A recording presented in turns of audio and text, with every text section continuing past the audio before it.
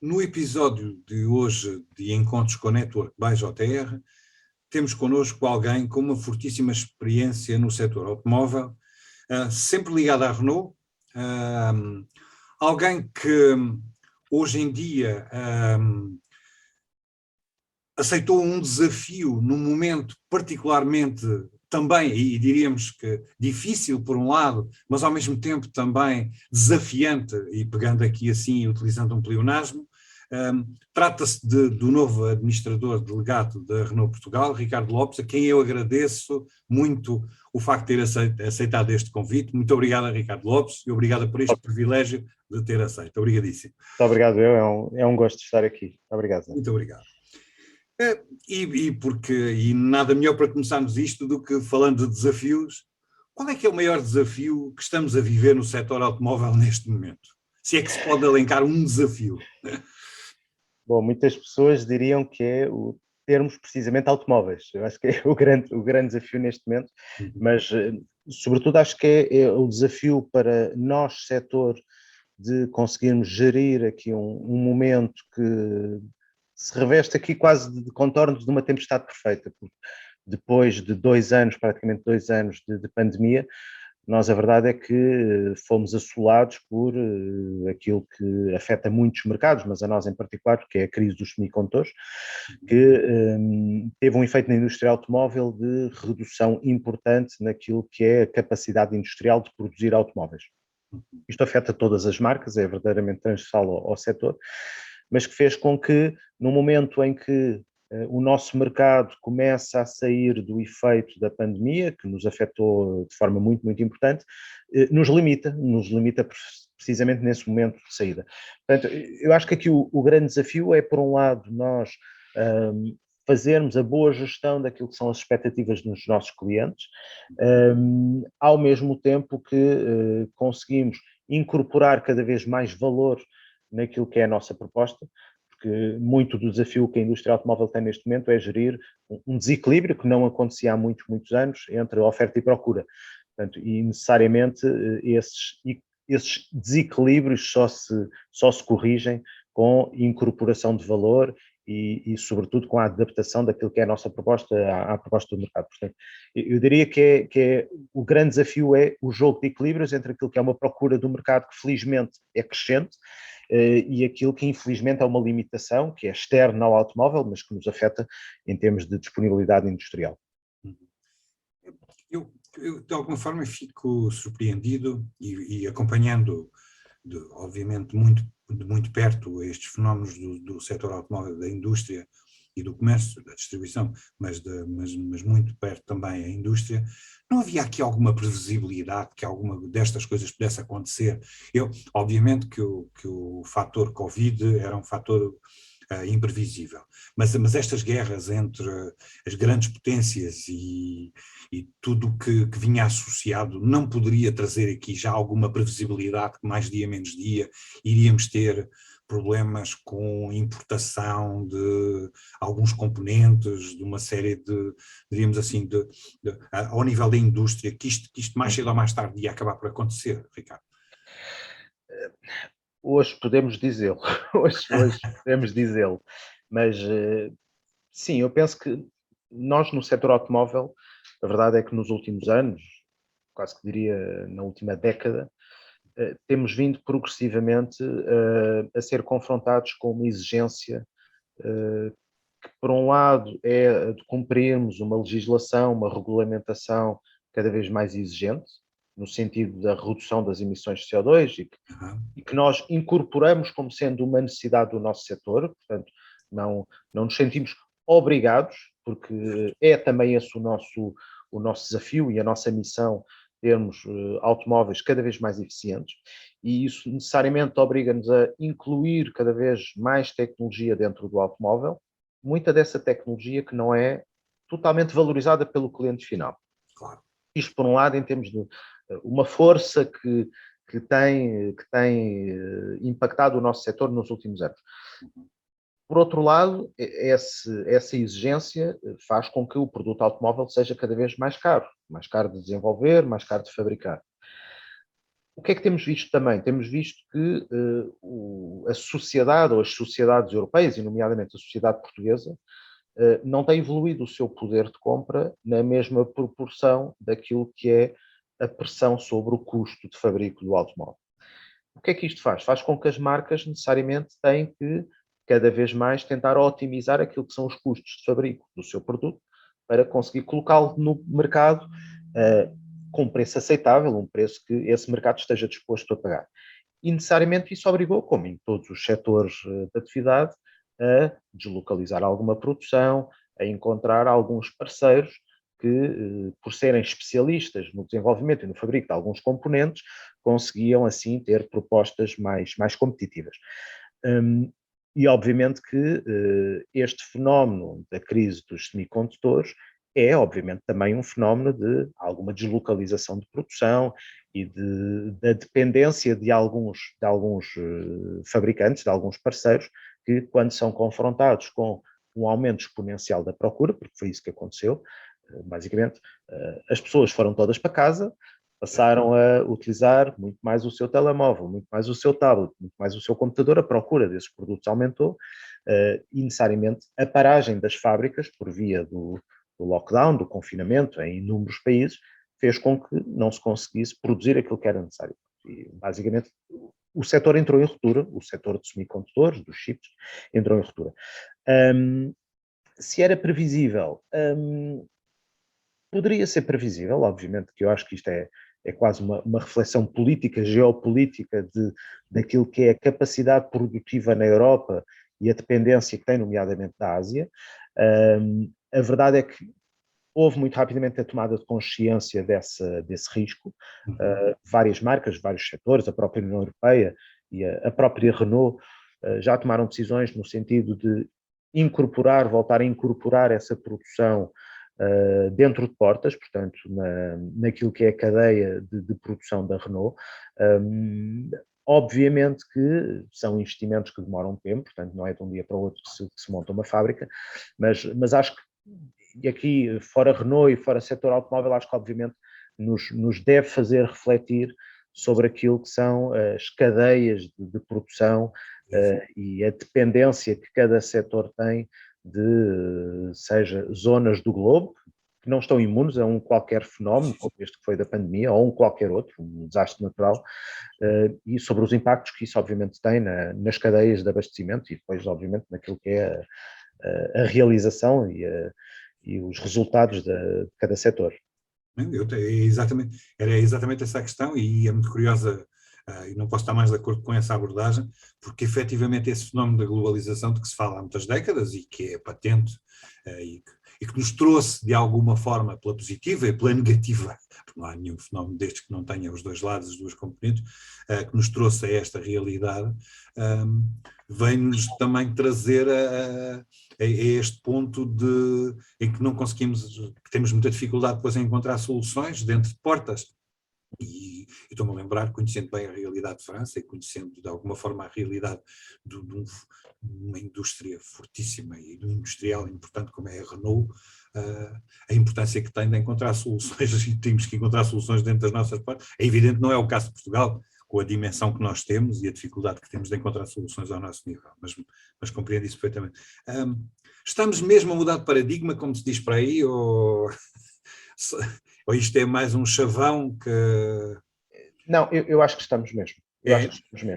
Eu acho que estamos a mudar de paradigma em várias vertentes. Por um lado, na forma como o ser humano se relaciona com o automóvel, porque acho que se já era uma tendência clara este movimento do passar da posse para a utilização, sobretudo nas gerações mais jovens, que já não têm aquele sentimento que era tão típico de chega aos 18 anos, tira a carta, compra um automóvel, depois compra uma casa, portanto que eram um bocadinho aqui os momentos-chave da vida e da passagem quase à vida adulta, não é?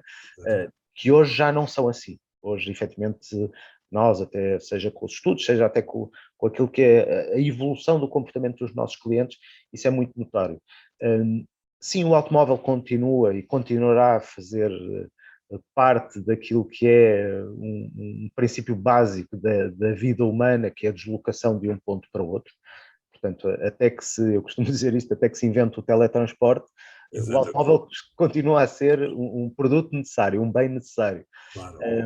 A forma como nós o utilizamos, sim, isso está em alteração. Portanto, o sentimento de posse é cada vez menos uma realidade. A utilização, seja a utilização partilhada, seja novas formas de aquisição, começam a ganhar muita expressão. Falo, obviamente, do car sharing, que, obviamente, durante o período de pandemia, pela questão sanitária, foi colocado aqui um bocadinho em stand-by, não é? Porque a utilização partilhada não era possível por questões sanitárias, mas passando esta parte da pandemia, nós entendemos que a utilização partilhada é simultaneamente algo que vai ao encontro daquilo que são as necessidades do cliente e é também algo muito mais equilibrado em termos, seja, da utilização sustentável do produto automóvel. Depois, por outro lado, aquilo que nós vemos também, e na Renault estamos a dar passos muito importantes nesse sentido, é que o produto automóvel é um produto que é muito dispendioso de desenvolver e de fabricar. E por isso a sua utilização tem que ser muito otimizada. E aquilo que nós sabemos é que hoje um automóvel, por exemplo, em Portugal, que tem uma idade média de 13 anos, tem uma idade muito avançada, a verdade é que não tem uma utilização totalmente otimizada ao longo da sua vida útil. E por isso mesmo nós na Renault estamos já a fazer investimentos muito importantes no sentido de fazermos aquilo que nós chamamos quase a reciclagem do produto automóvel. Quer isto dizer?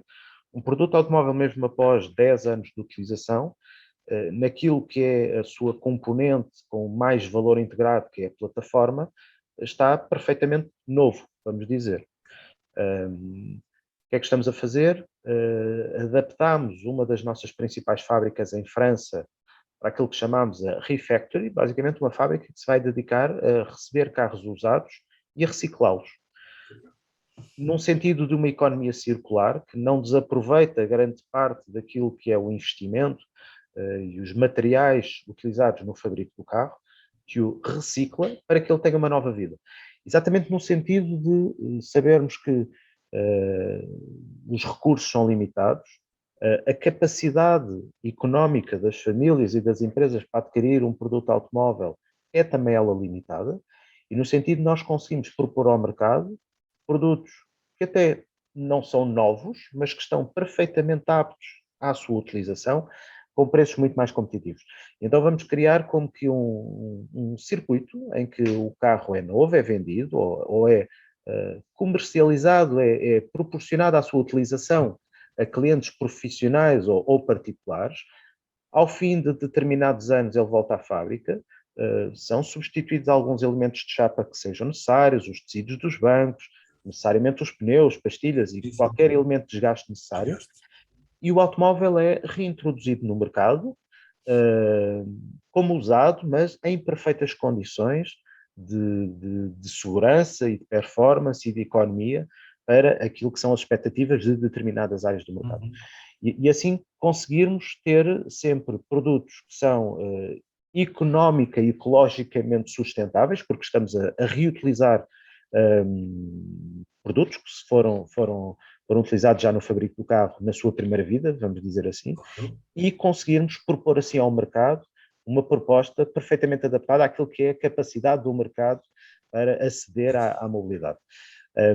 Porque necessariamente o automóvel novo, fruto daquilo que é a tecnologia e aquilo que são as tais regulamentações que nos obrigam a reduzir as emissões de CO2, tendencialmente vai ser um produto que vai ser mais dispendioso. Não vou dizer que vamos aumentar dramaticamente de preço, mas tendencialmente todos os produtos têm essa tendência. E por sabermos que, nomeadamente em mercados como o mercado português, uma família média tem que continuar a ter um automóvel como um bem acessível, porque ele cumpre uma necessidade básica, que é, lá está, a deslocação do ponto A para o ponto B. Portanto, é esta mudança de paradigma de vermos que o automóvel, para nós, acima de tudo, e isto era uma visão da Renault ainda muito antes dos elétricos, mas que nós aprofundámos muito com os elétricos, que é, estas novas tecnologias só fazem sentido se forem democratizáveis, se forem acessíveis a todos. Senão não fazem sentido nenhum para uma marca como a nossa. Portanto, um bocadinho antevendo aquilo que pode ser a evolução do produto automóvel e alguma evolução que possa distanciá-lo daquilo que é a capacidade aquisitiva de uma família média. Portanto, estamos a ver, seja novas formas de aceder ao automóvel, seja termos aqui automóveis em perfeitas condições, mas muito mais acessíveis do que o carro novo, propriamente dito. Estava a ver o meu sorriso e devia estar a pensar o que é que eu estarei a dizer que eventualmente possa suscitar um sorriso na cara daquele cavalheiro. E é algo que eu ouvi há 20 anos, aproximadamente, por parte de um PDG da Renault, numa reunião quase que em privado, num jantar em França, e que vai exatamente ao encontro daquilo que acabou de dizer, e que neste momento não tem absolutamente nada de privado. Já na altura não foi dito em privado, mas neste momento faz todo o sentido e que vai exatamente ao encontro daquilo que acabou de referir. Eu na altura disse, nós temos capacidade, hoje em dia, capacidade industrial, nós Renault, temos capacidade industrial para produzir um radiador. Ele na altura deu o exemplo de um radiador que tem, eu não quero correr o erro, mas pronto, vou dar como exemplo, de andar, de pôr uma viatura a andar a 200 km a hora durante uma semana, sem que a viatura possa sofrer, diríamos assim, um aquecimento que ponha em causa o motor. Pronto, perdoem-me os puristas e os técnicos. Mas não podemos fazê-lo, porque isso teria um custo tal, em termos de materiais, que aquele agregado, que quem fosse adquirir aquela viatura não podia pagar. E eu agora, quando estava a ouvi-lo, estava exatamente a perceber que é essa, de alguma forma, não me pondo em causa, é essa a lógica, ou seja, vai para além da utilização, ou seja, não dá para que essa viatura possa ser utilizada durante 5 anos, ou 6 anos, ou 10 anos, não chega. Portanto, esse equipamento teria que ser utilizado para além de um determinado período de tempo. Não sei se essa analogia, a comparação que estou a fazer, Ricardo... Precisamente, nós hoje fabricamos um automóvel que tem em várias das suas componentes a capacidade de durar muito mais tempo do que aquele que na prática é utilizado. Exatamente, era esse o exemplo que dava. Nós destruirmos um automóvel ao fim de 20 anos, claro, significa que estamos a destruir valor, a destruir recursos. Com o custo que ainda tem a destruição. Exatamente. Recursos esses que poderiam durar outros 20 anos. Pois. Então a reflexão é, isto é ilógico, isto é irracional fazermos isto. Então, vamos aproveitar aquilo que num automóvel com 20 anos ainda pode durar outros 20, vamos substituir aquilo que já chegou ao fim da sua vida e vamos recolocar o produto no mercado. Fantástico. Porque isso permite-nos colocar um produto que em grande parte já está amortizado, a um preço muito mais interessante e, sobretudo, responder a uma parte do mercado que de outra forma não poderia aceder ao produto automóvel. E é precisamente nesse sentido, sobretudo num sentido de reutilização de recursos, de economia circular, de esgotarmos os recursos até ao limite. Porque Fantástico. Os recursos são limitados e acho que não os utilizar até ao seu fim de vida não é seguramente boa gestão da nossa vida. Não é certamente. Nós e hoje em dia, que na indústria produzimos coisas fantásticas e o setor automóvel caracteriza-se exatamente por ser excepcional do ponto de vista industrial, a inovação tecnológica é fantástica, não me ocorre outra palavra, outro adjetivo. Somos bons a fidelizar clientes, é que eu acabei, e deixa-me fazer um preâmbulo, eu acabei um trabalho académico que me levou 3 anos, e quando acabei, disse assim, às tantas, aquilo que eu previa que me ia acontecer, se eu tivesse acabado uma semana depois de ter começado, tinha chegado praticamente à mesma conclusão. Não teria a base científica que tinha, mas a esmagadora maioria dos clientes dizem-me que não se fidelizam, que não se querem fidelizar, muitas vezes por razões que eles próprios apontam. Mas é possível fidelizar clientes no setor automóvel? Eu penso que é possível, não somos especialmente bons a fazê-lo, há que dizê-lo. O produto automóvel é um produto que se relaciona com os clientes, é um bocadinho uma relação de amor-ódio, se permita. Temos o fulgor da paixão, o enamoramento no momento da compra, onde efetivamente é uma compra que, depende obviamente das pessoas, mas tem também um cunho emocional muito importante. Certo. É uma compra de alto envolvimento, estamos a falar do segundo produto a seguir à casa mais dispendioso que uma pessoa pode comprar, e obviamente o automóvel, independentemente daquilo que é a evolução do automóvel ao longo dos anos, tem um alto envolvimento, há muito de sentimento por trás daquilo que é a compra do automóvel. Mas necessariamente esse sentimento sofre alterações ao longo da vida do automóvel. E necessariamente isso nós vemos muito bem naquilo que é a curva de retenção dos nossos clientes, nomeadamente ao pós-venda, às oficinas, tende necessariamente a cair ao longo dos anos. E é nesse momento em que o cliente já não está propriamente apaixonado pelo seu automóvel, se me permite a expressão, e onde a relação que tem com o automóvel é mais no sentido de o ter de levar à oficina, fazer uma manutenção, necessariamente ter as despesas que um automóvel envolve, necessariamente é aí que se começa a colocar a questão da fidelização e até que ponto faz sentido ir à marca ou não ir à marca. É verdade que nesse momento já há menos emoção e teoricamente deveria existir mais racionalidade. O que é que acontece, e é um bocadinho o desafio que nós, Renault, e eu penso que todas as marcas têm, que é, no mercado como o nacional, onde um automóvel em média tem mais de 13 anos, onde a pessoa quando o compra sabe que vai ter de o guardar ou vai querer guardá-lo o máximo de tempo possível, a nossa visão é no sentido de dizer que é precisamente a marca que pode dar mais segurança a esse cliente, no sentido de criar as condições para que esse automóvel dure o máximo de tempo possível. Agora, fidelizar um cliente é necessariamente fazer-lhe passar esta mensagem, que hoje não é garantido que o consigamos fazer, ou é seguro que não conseguimos fazer totalmente, e por isso é que há muitos clientes que não ficam connosco durante o período após-venda. Agora, aquilo que também sabemos é os clientes continuam a procurar aquilo que são marcas ou concessionários de referência para ele. A compra do automóvel, independentemente de tudo aquilo que é a evolução da digitalização, continua a ser um fator onde a confiança é fundamental. É fundamental. Para um cliente, seja ele profissional ou particular, continua a ser uma compra muito, muito importante na vida das pessoas. Portanto, o fidelizar, nós, sobretudo, estabelecemos uma relação de confiança com os nossos clientes, uma relação que não é uma relação para a venda que lhe estamos a fazer, é sobretudo para todos os contactos que vamos ter com esse cliente ao longo da vida.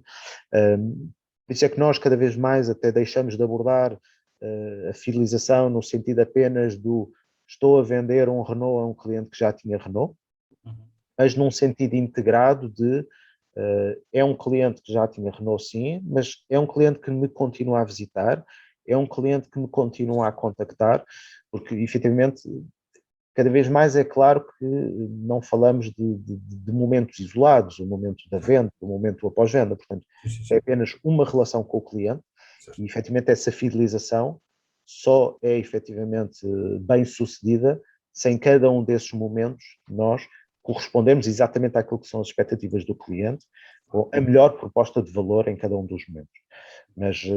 Mas sim, respondendo diretamente, temos trabalho a fazer naquilo que é a fidelização dos clientes, sobretudo porque temos aqui um período de relação muito, muito alargado, de mais de 10 anos, com desafios muito diferentes em cada um dos momentos. Não, para a minha parte, e se alguma tranquilidade posso passar nesse sentido, é que também tenho essa percepção. Obviamente que também tenho consciência, e hoje em dia também tenho essa informação, que, e seja qual for a marca, efetivamente não é um dado adquirido. E também não podemos olhar só na perspectiva que o cliente vai ficar fidelizado só porque, e muito menos se for naquela perspectiva de, bom, eu uma vez por ano falo com ele e digo-lhe se está tudo bem e dou-lhe os parabéns porque ele faz anos, e então, se for então nessa perspectiva muito, muito medíocre, aí garantidamente que as coisas serão, a perspectiva da fidelização não ocorrerá certamente, ou ocorrerá com muito, muito baixa probabilidade, mas que as pessoas desejam, desde que haja aquilo que referiu, obviamente que sim.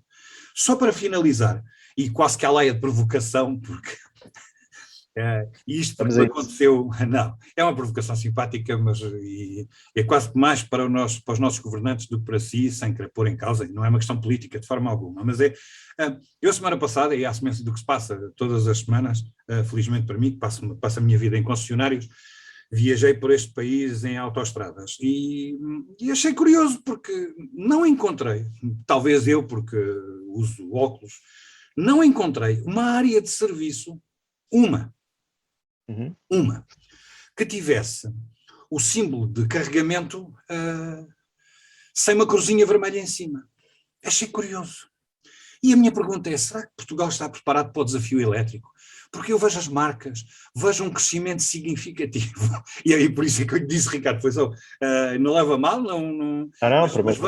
mas vejo a Renault apostada no elétrico, a fazer uma forte, e com campanhas, vejo as pessoas preocupadas, hoje, os poucos momentos que vi de televisão, em passagem, as pessoas estão fortissimamente preocupadas com o crescimento da energia de combustão, da gasolina e do gasóleo, e depois estamos a ver não há soluções. Eu acho que tudo vai evoluir, como tem evoluindo, de forma em paralelo. As marcas, nós na Renault andamos nisto do carro elétrico há cerca de 10 anos, obviamente com um crescimento que no início foi ténue, porque eu acho que tivemos razão um bocadinho antes de tempo, e a verdade é que hoje chegamos a um momento onde não há qualquer dúvida sobre aquilo que vai ser o futuro em termos de eletrificação, portanto, todas as marcas e o próprio regulador já estipulou as metas que terão que ser cumpridas em termos de eletrificação no setor automóvel, portanto, aí não há sombra de dúvidas. Respondendo à provocação, sim, a rede não está ainda capacitada para aquilo que nós entendemos vai ser o crescimento muito, muito acelerado do segmento da eletrificação, seja o 100% elétrico, seja o híbrido plug-in.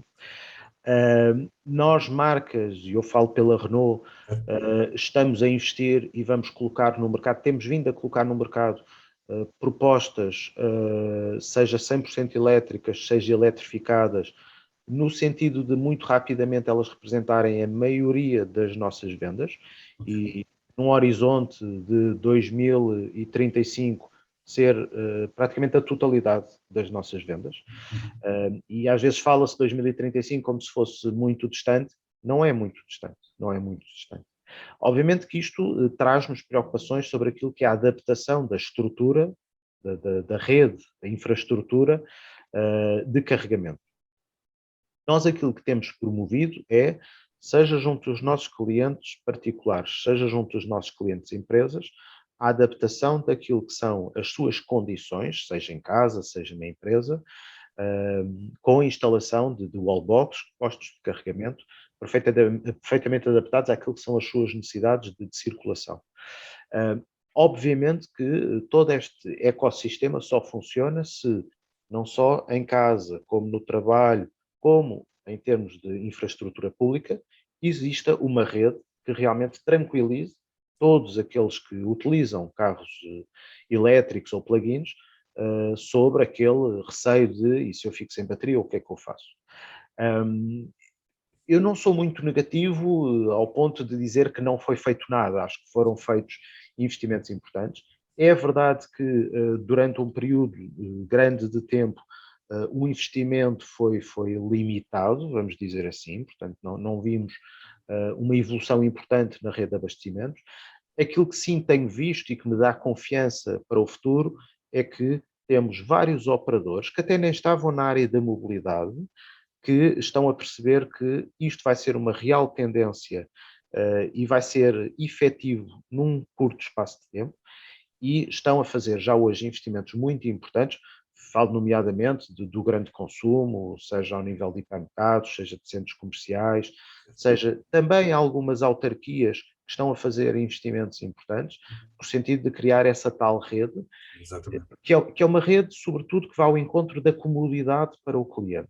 Porque tínhamos a consciência de que a sociedade atual, e eu acho que a pandemia também foi muito aceleradora disso, procura sobretudo comodidade. Portanto, e o utilizador do carro elétrico, apesar de ser alguém que ainda é um bocadinho um pioneiro de uma tecnologia, também está à procura de comodidade e não está disposto a fazer não sei quantos quilómetros para ir a um posto de carregamento, a ficar ali de braços cruzados à espera que o seu carro carregue. Portanto, por isso é que é tão importante que estes setores que não estão até diretamente ligados à mobilidade, mas que são os setores onde as pessoas vão, onde as pessoas estão, falo de centros comerciais, falo de hipermercados, de perceberem que isto é um negócio, o negócio da energia é um negócio muitíssimo importante, que está a transitar daquilo que são os combustíveis fósseis para a eletricidade e que, obviamente, se esses setores já hoje são captadores de circulação de pessoas que até se deslocam e estão ali durante algum tempo, obviamente têm um potencial importante para aproveitar isso, para ser também eles comercializadores de energia. Existem projetos muito interessantes nesse sentido. Eu sou otimista nesse ponto. Eu acho que o mercado automóvel de carros elétricos vai continuar a crescer, vai crescer de forma muitíssimo importante.